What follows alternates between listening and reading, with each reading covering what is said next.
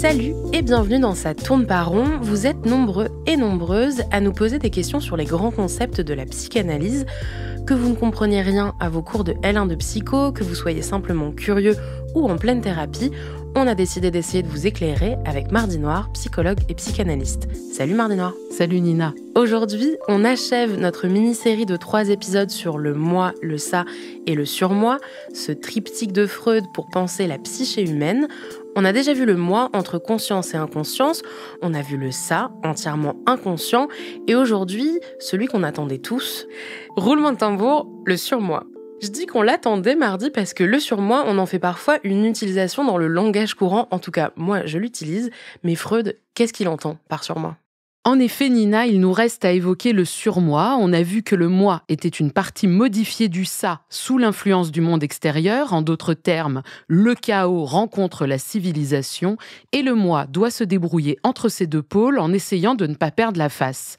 Et tout ça ne se fait pas sans l'aide, ou devrais-je dire, la contrainte, voire la tyrannie du surmoi. Communément, le surmoi, c'est ce qu'on appelle de façon populaire notre gendarme interne. Et déjà là, on peut se demander mais à quelle sorte de gendarme ou de policier j'ai affaire ? Est-ce que c'est un good cop ou un bad cop ? Est-ce que c'est un ripou ? Est-ce qu'il fait des bavures ? Ou est-ce que c'est un flic intègre, droit dans ses bottes, qui travaille, 40 heures par semaine, mais nous laisse respirer le reste du temps ? Il est là pour faire respecter la loi tout en faisant des petites blagues. Bon, ce serait bien, mais c'est pas toujours le cas.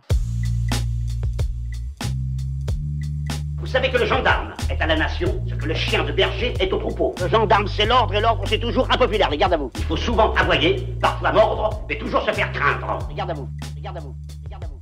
Les gardes à vous. Je le confesse, mardi, il m'est déjà arrivé de dire « cette personne n'a pas de surmoi ». Et ce que je voulais dire par là, c'est « cette personne a oublié les codes sociaux, manque de filtre, cette personne n'a pas honte ». Un truc comme ça. Oui, le surmoi, dans la conception freudienne, c'est quelque chose qui se forme avec les premiers interdits parentaux, souvent à des moments sacrément pulsionnels. Genre, j'ai 3 ans, je me touche la quéquette devant tout le monde, et là, un adulte va me dire « Oh bah, ça se fait pas ça, dis donc, tu peux le faire, mais en cachette, dans ton lit le soir, quoi ». Et donc là, pour l'enfant, s'imprime l'idée que ses parents sont au courant de ce genre de choses. Ils sont au courant qu'on se touche la quéquette, mais qu'on le fait dans le lit le soir. Allez, je continue avec notre enfant fictif. Mettons qu'il est en train d'écraser des fourmis et de leur arracher des pattes en prenant un plaisir proche du sadisme, la bave aux lèvres. Il est en pleine dissection et hop, on lui dit que c'est pas gentil, que c'est un être vivant, qu'il faut respecter la nature. Et est-ce qu'il aimerait, cet enfant fictif, qu'on lui arrache les bras et les jambes lentement pour voir ce que ça fait, hein ? Non, il aimerait pas, mais maintenant voilà, il va y penser.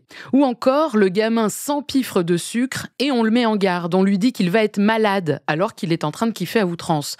Bref, tout ça pour dire que l'interdit, c'est hyper bien. Moi, je valide. Je préfère vivre dans un monde où la majorité des gens ne se découpent pas les uns les autres et où si quelqu'un se masturbe dans le métro, eh bien, on va quand même le regarder de travers parce que sinon, ce serait le bordel et l'angoisse tout le temps. Mais vous voyez bien, Nina, que l'interdit se pose tout de même sur quelque chose que j'étais en train de faire. Me toucher, tuer des fourmis, manger une quinzaine de beignets. Et cet interdit me marque directement. Il se charge aussi d'une forme de jouissance. Quand ado, je me masturbe à l'abri des regards, j'ai tout de même l'idée que ce regard existe, ne serait-ce que le mien. Du regard parental d'où découle l'interdit à un moment, dans l'enfance où je n'avais aucune conscience qu'on pouvait me voir, on en arrive à un regard et une voix intériorisée, et c'est ça le surmoi. Et mardi, est-ce que le surmoi, il nous parle un peu comme un petit diable ou un petit ange sur notre épaule ? Ce qu'il faut comprendre, c'est que le surmoi, c'est un ordre. Il donne un ordre. Alors oui, on a souvent la fausse idée du petit ange et du petit démon. Comme quoi l'ange, ce serait le surmoi, et le démon, ce serait le ça. Il y a pas mal de scènes comme ça, justement, dans Tintin. Le chien de Tintin, Milou, est souvent confronté à ce dilemme. Par exemple, il voit un os et veut le manger, alors que l'os est à un endroit dangereux. Il s'apprête à y aller et il est freiné par l'apparition de 2 mini-Milou sous la forme d'un ange et d'un démon. L'ange lui dit de ne pas le manger, et le démon, au contraire, l'incite à le faire.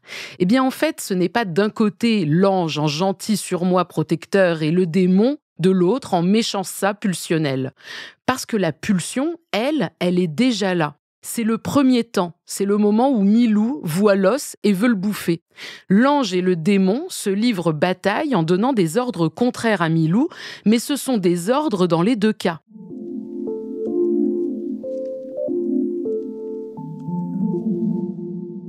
D'ailleurs, si on veut quand même les distinguer, l'ange serait du côté de l'idéal du moi, à la limite. S'il se met à développer des arguments, à amener Milou à voir un peu plus loin que la jouissance immédiate de ronger l'os, en lui disant qu'il en aura d'autres plus tard, que celui-là n'en vaut pas la peine, parce que ça le met en danger, lui et Tintin. Là où le démon répète seulement « mange-le ». Et si l'ange en reste seulement à un interdit bête et méchant, ça va donner des trucs du style « Milou, si tu manges cet os, tu n'es vraiment qu'une petite merde » et on est d'accord que c'est pas très sympa de se dire des trucs pareils. Oui, je pense qu'on est d'accord, mais est-ce que c'est pas un peu représentatif de la manière dont on est avec soi ? On est rarement hyper tendre. Bien sûr, chez certaines personnes, le surmoi est très féroce et insultant. Et d'ailleurs, il est intéressant de noter l'intériorité du surmoi ou son extériorité. L'intériorité, c'est donc le fait d'avoir intégré symboliquement les interdits et d'être encombré de cette petite voix qui me dit ce que je dois faire, que je peux essayer de rendre plus docile, avec qui je dialogue, même si c'est particulièrement pénible. Mais si je prends l'exemple de certains sujets psychotiques qui entendent des voix, qu'est-ce qu'on remarque de ces voix ? Eh bien souvent, ce sont des voix qui donnent des ordres, ce sont des voix qui insultent. Ces voix sont entendues depuis l'extérieur. Ce n'est pas se dire « je suis une merde » ou même se tutoyer dans sa tête « t'es vraiment con ma pauvre Manu ». Non, c'est une voix externe, une hallucination qui vocifère ou chuchote « sale merde, tue-toi, brûle ton enfant » et autres joyeusetés.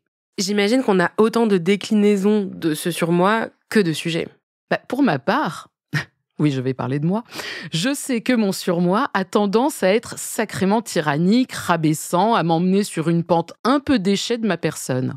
Dans le passé, ça pouvait se traduire par une forme d'état larvaire sur mon canapé, du style « je ne suis capable de rien, autant rester affalé en position allongée ». Et puis, je me débattais également avec une forme de jouissance d'indignité. En bref, je me laissais complètement aller.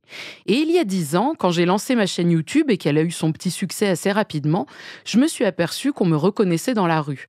Des personnes me disaient « bonjour, j'aime ce que tu fais », etc. Et au-delà du fait que c'était sympa pour l'estime de soi, je m'en suis servi comme sur moi. C'est-à-dire que ça m'a forcé à mieux me présenter au monde. Je faisais un peu plus attention à moi. J'évitais de pleurer des heures dans la rue en arpentant Paris. Oui, parce qu'avant, ça m'arrivait de faire ça, en mode drama queen émo dans ma jeunesse. Et donc, pendant quelques années, j'ai fait porter aux autres le fait de me forcer à devenir digne. Ce qui a, en fait, considérablement allégé mon surmoi, qui me répétait à longueur de journée à quel point j'étais une morveuse. Et puis, j'ai arrêté YouTube et la dignité est restée à peu près. Il y a peut-être un peu de façade dans cette dignité, mais elle n'est pas de l'ordre d'un « fake it until you make it ». Je ne sais pas si vous connaissez cette expression anglophone Nina qui dit de faire semblant jusqu'à ce que ça devienne naturel. Oui, Mardi, je crois que je connais plutôt bien cette expression. Ça me fait aussi penser à tout le courant d'affirmation de soi où on est censé se dire dans le miroir « t'es super belle, t'es trop forte, t'es géniale ». Et apparemment, à force de se le dire, on se met à y croire. Mais oui, en fait, les recettes toutes faites de certains courants de psychologie ne sont pas nulles en soi. Elles partent aussi d'expériences cliniques, très certainement. Mais elles se présentent comme des protocoles, comme des exercices à suivre. C'est totalement vidé de son sens singulier. Comme si, à partir de cette expérience avec YouTube et le fait que j'y ai trouvé une forme de dignité, je disais à des patients aujourd'hui, vous devriez trouver une activité qui vous redonne de l'estime. Ça ne marche pas comme ça. Enfin, je ne crois pas. Ça ne veut pas dire qu'il ne faut pas essayer et se confronter au fait que ça ne fonctionne pas. Je ne prône pas l'immobilisme.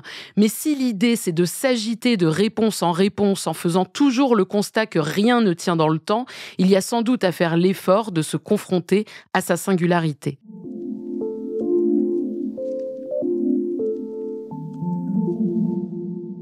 En fait, la grande différence entre la psychanalyse et d'autres courants psycho, c'est une affaire de temporalité. Dans le comportementalisme, on va se projeter dans le futur en modifiant des comportements avec l'espoir que ça va aller mieux. La psychanalyse, elle, est une discipline de l'après-coup. On se raconte dans le passé lointain et le passé proche, on se raconte et on rend compte à soi-même de ce qu'on fabrique. C'est une analyse et on fait le pari que d'analyser ce passé va avoir une incidence sur le présent et le futur, mais surtout sur la position qu'on occupe dans le monde. Cela a une incidence sur notre énonciation. Et merci beaucoup Mardi pour cet éclairage du sur moi, mais aussi celui sur le moi et le ça.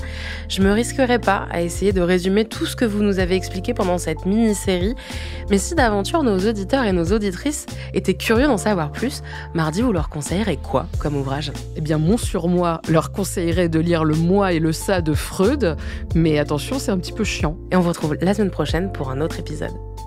Ça tourne par rond est un podcast de Mardi Noir, produit et réalisé par Slate Podcast. Direction éditoriale Christophe Caron, production éditoriale Christophe Caron et Nina Pareja, prise de son Nina Pareja, montage et réalisation Aurélie Rodriguez.